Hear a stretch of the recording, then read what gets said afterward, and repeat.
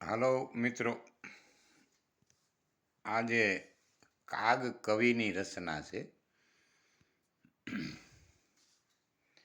મિત્રો, સાહિત્ય કલાકારો ઘણા બધા છે, નામી અનામી. હે અનામી એટલે એ નામસીન નથી હોય, નામી એટલે નામસીન. આવા ઘણા બધા સાહિત્ય કલાકારો છે મિત્રો. કહેવાનો મતલબ કે સર્વોપરી કોઈ ના હોય, બધું બધાને આવડતું ના હોય, બધું બધાય પાસે હોતું નથી.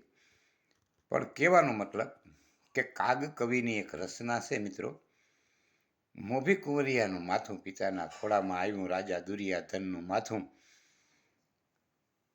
સંજય આ ફળ છે સાનું ઓળખું નથી ઓળખાતું.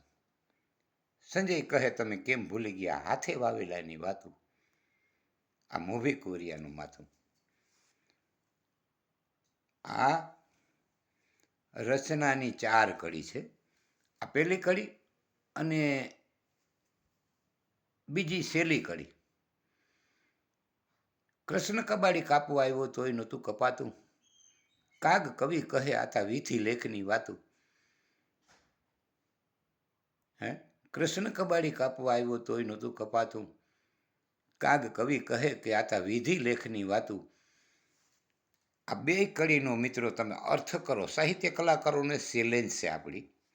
આનો અર્થઘટન સચોટ અને 100% શુદ્ધ અર્થઘટન કરો જોઈએ તમે. આપણી તમને ચેલેન્જ.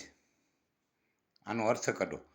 શું કહ્યું એને, શું કહેતા હતા, શું સામે વાતો કરી એને. આનું અર્થઘટન કરો મિત્રો.